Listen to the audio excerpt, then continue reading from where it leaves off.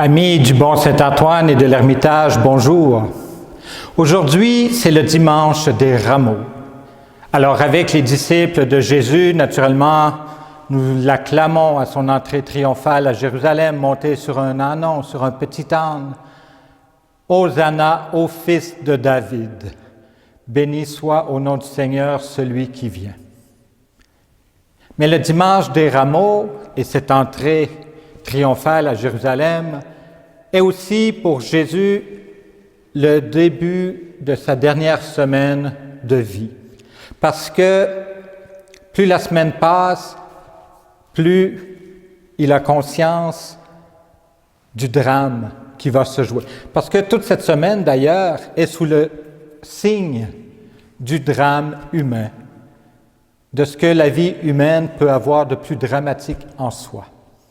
Que ce soit la trahison, le reniement, la mort sur la croix, mais aussi parce que Jésus se donne librement à la dernière scène comme étant celui qui rétablit l'homme, l'être humain dans l'alliance avec Dieu, une alliance nouvelle et éternelle. C'est aussi le chemin de la résurrection que nous allons célébrer à Pâques. Mais pour l'instant, regardons surtout cette entrée triomphale. Quand les disciples de Jésus l'acclament, Hosanna au Fils de David,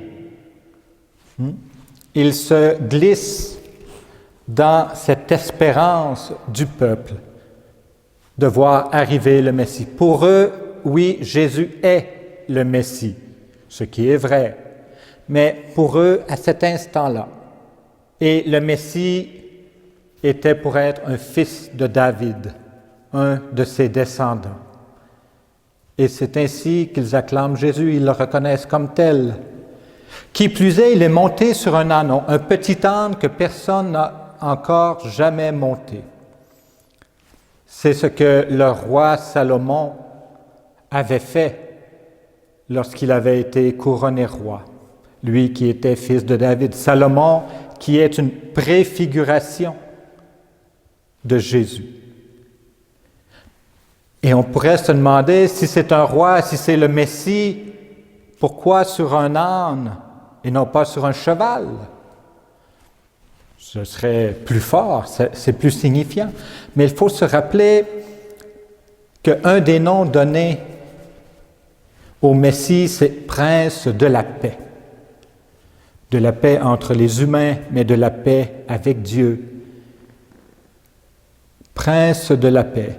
Il ne convient donc pas d'être sur un cheval qui est un signe de puissance et de guerre.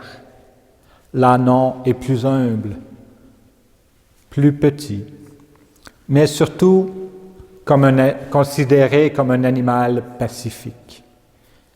Et c'est ainsi donc que Jésus entre, acclamé par ses disciples venant pour beaucoup de la Galilée, quelques-uns de Jérusalem aussi, de Juda.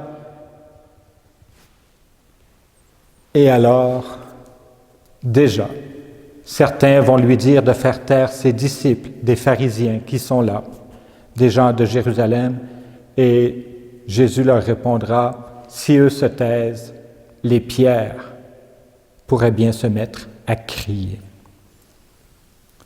Alors, fort de cet exemple de Jésus, ce prince de la paix qui arrive à Jérusalem, eh bien, sœurs et frères, nous-mêmes, ouvrons-lui notre cœur comme les portes de la ville, les portes de notre être, pour qu'il vienne pacifier ce qui en nous en a besoin, pour qu'il vienne pacifier nos relations avec les autres, parfois même avec nous-mêmes, et surtout avec Dieu.